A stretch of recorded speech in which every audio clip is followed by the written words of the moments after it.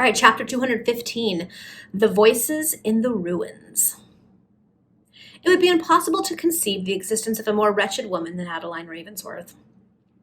Though wealth and title were hers, though every luxury and every pleasure were within her reach, though with jewels of inestimable value she might deck herself at will and thus enhance her natural charms, still was she prey to a constant agony of mind which rendered life intolerable.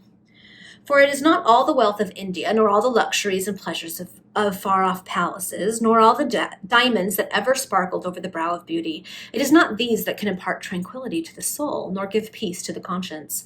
Such was the bitter truth that Adeline was now compelled to acknowledge. Shortly after the departure of Colonel Cholmondeley, which occurred about 4 o'clock in the afternoon, Lady Ravensworth felt so deeply the want of undisturbed solitude for her meditations and of fresh air to relieve the stifling sensation which oppressed her, that she determined to take a long walk through the quiet fields. Hastily slipping on a plain straw bonnet and a thick warm shawl, she left the house unperceived by her torturess, Lydia Hutchinson. Passing through the spacious gardens at the back of the mansion, she gained the open fields where the cold, fresh breeze somewhat revived her drooping spirits. Heaven grant that the babe which now agitates in my bosom may prove a son, she thought as she cast a hasty but proud glance around, or else the broad lands which I now behold and the soil on which my feet now tread will stand but a poor chance of remaining long beneath my control. Yes, they would pass away to one whom I have never seen, whom I have never known save by name, and who could not possibly be supposed to entertain any sympathy for me. But if my babe should prove a boy, if he should live too, then adieu to all thy hopes and chances, Gilbert Vernon. These reflections led to a variety of others, all connected with Adeline's interests or sorrows. So profoundly was she plunged in her painful reverie, and at the same time so invigorated did she feel by the freshness of the air that she insensibly prolonged her walk until the shades of evening gathered around her. She had now reached the ruined remains of a gamekeeper's lodge, which marked the boundary of the Ravensworth estate in that direction. Feeling a sudden sensation of weariness come over her, she seated herself on a bench which still existed near the dilapidated remnants of the cottage portico. Scarcely had she taken that place when a voice from the other side of the ruined wall caused her to start with sudden affright. But the words that met her ears conquered this first feeling of alarm and inspired one of curiosity. She accordingly lingered where she was, and as the darkness was every moment growing more intense, she knew there was but little danger of being perceived. I tell you that I am a man capable of doing anything for money, said the voice in an impatient tone. If you think there is any squeamishness about me, you are deucedly mistaken. What I have promised you I will perform when the time comes, and if there should be a necessity for such a step, I value a human life no more than I do that of a dog. If anyone came to me and said, this is my enemy and here is your price, now go and kill him, I would just count the money first to see that it was all right, and the remainder of the job would soon be done. I can assure you of that. Well, I believe you, said another voice, whose deep tones rolled solemnly upon the silence of the dark evening. To all that you have proposed I must assent. I have gone too far to retreat, but we must now separate. And when shall I see you again? Demanded the first speaker. Because now that you have made me acquainted with the whereabouts, I shall constantly be ascertaining how things go on, and I ought therefore to be able to communicate very often with you. That is, I ought to see you frequently, for I hate doing business by letter. Can you not give me your own private address? Asked the individual with the deep-toned voice, and then I might call upon you every other evening. Well said, exclaimed the first speaker. Then after a pause, during which Adeline distinctly heard the rustling sound of paper, he said, Have you got a pencil in your pocket? For I can feel to write a few words in the dark. Yes, here is a pencil, returned the deep-toned voice. There was another short pause. All right, cried the first speaker at length, that bit of paper contains the name and address of the most daring fellow that London ever produced, he said with a low chuckle. Talk of your bravos of Spain or Italy, why, they are nothing to me. And isn't it odd, too, that whenever a rich or great person wants anything odd done for him, it is sure to be me that he gets hold of somehow or another. I have no doubt that you enjoy a most extensive patronage, said the deep-toned voice rather impatiently and even haughtily. But we must now separate. The day after tomorrow, in the evening, I shall call upon you. Good, I shall expect you, returned the other. The two individuals then separated, each taking a different way, but one came round the angle of the ruined wall and passed so close to Adeline that she shrank back in a dreadful state of alarm, lest her presence there should be discovered. For mysterious as was the conversation which she had just overheard, there was one fact which it too intelligibly revealed, that this was the desperate nature of those two men's characters. But the individual who passed so closely did not observe her, for the evening was very dark, and she, moreover, was sitting in the still deeper obscurity of the ruined portico. Neither was she enabled to obtain a glimpse of his countenance. The outline of a tall and somewhat stout figure as he hurried by her was the extent of the view which she caught of him. In a few moments all was again silent. The sounds of the retreating footsteps no longer met her ears. She did not immediately leave the ruins. She paused to reflect upon the strange conversation which she had overheard, but all its details were dark and mysterious, save that one man was a wretch who gloried in his readiness to perform any crime for a commensurate reward, and that the other was either his accomplice or his employer in some fearful plot that was in progress. There was one expression that had fallen from the lips of the former miscreant, and on which Lady Ravensworth principally dwelt. Now that you have made me acquainted with the whereabouts, I shall be constantly ascertaining how things go on. Could the whereabouts or locality alluded to have any connection with that neighborhood? And if so, did the observation refer to the Ravensworth estate?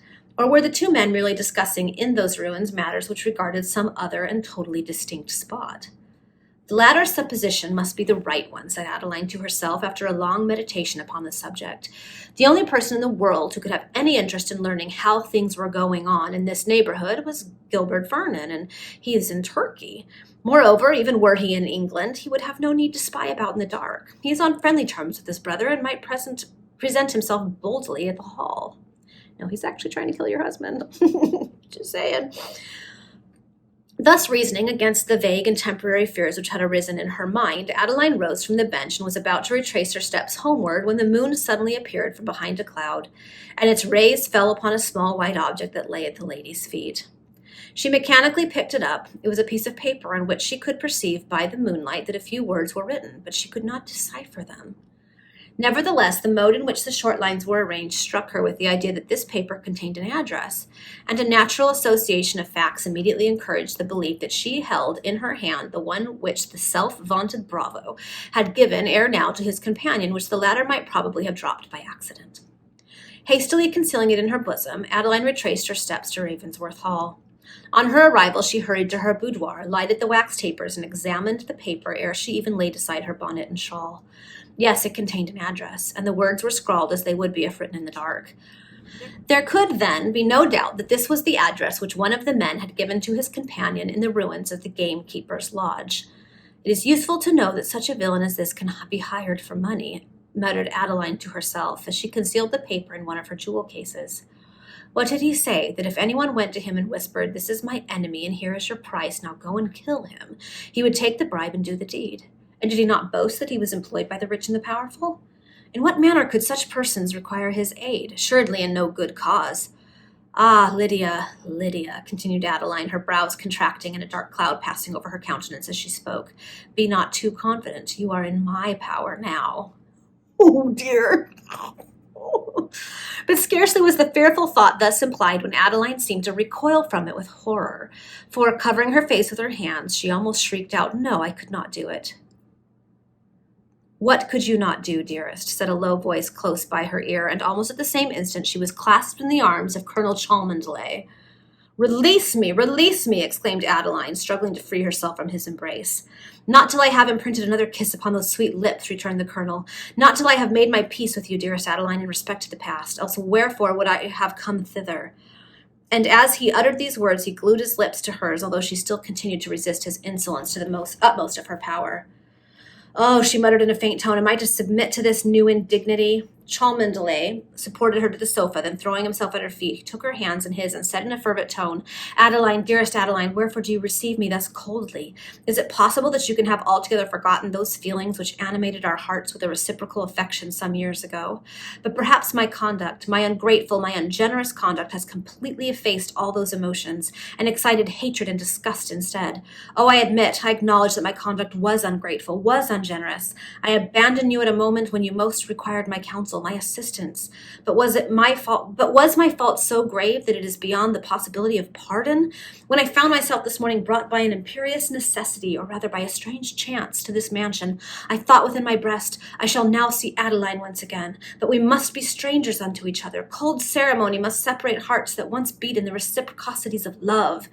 And you know, Adeline, with what formal respect I sought to treat you. But when I beheld you so beautiful and yet so unhappy, when I saw that the lovely girl had grown into a charming woman, Oh, I was every moment about to dash aside that chilling ceremony and snatch you to my breast.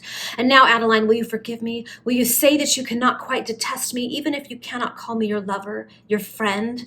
With her head drooping upon her bosom, and with tears trembling along upon her long dark lashes, and with her hands still retained in those of Colonel Cholmondeley, did Adeline listen to this spacious appeal. The words "your friend" touched a chord which vibrated to her heart's core. "Oh, yes, I do require a friend to advise and console me," she exclaimed, "for I am very, very miserable."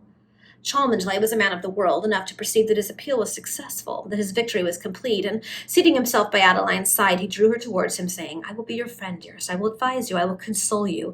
You shall pour forth all your sorrows to me as if I were your brother. And I swear most solemnly, beloved Adeline, that if it be your wish, I will never seek henceforth to be more to you than a brother." "Oh, if that were true, if I could rely upon your word," cried Adeline joyfully. "By every sacred obligation with which man can bind himself, do I avow the sincerity of that promise," returned Cholmondeley. Somehow I don't believe that. Then, withdrawing his arm from her waist as a tacit proof of his honorable intentions, he still retained one of her hands in his own. He looked anxiously in her countenance to read the impression which his words and manner had created. "Again I say that if I could believe you, I should think myself happy, nay, blessed in your friendship," returned Adeline, "for I am so miserable, so very wretched, and I feel the burden of such an existence too heavy to bear. All that has passed between us constitutes a reason to induce me to accept you as my friend rather than any other. For I have lately seen so much of the fiend-like disposition of one woman that I am inclined to abhor the whole sex, yet even though it be my own. And to you, moreover, I can speak frankly of those causes which have rendered me so wretched." "Speak, dear Adeline, unburden your mind to me," said Cholmondeley in a low but tender tone. "I must, however, inform you that I am already acquainted with many of the incidents regarding the connection between Lydia Hutchinson and yourself, from the moment when Lord Dunstable and I so dishonorably wrote to you both to state that we were going abroad.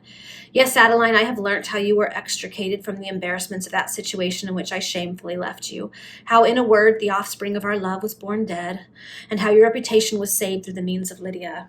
"You know all those fearful particulars?" exclaimed Lady Ravensworth, profoundly surprised at what she heard.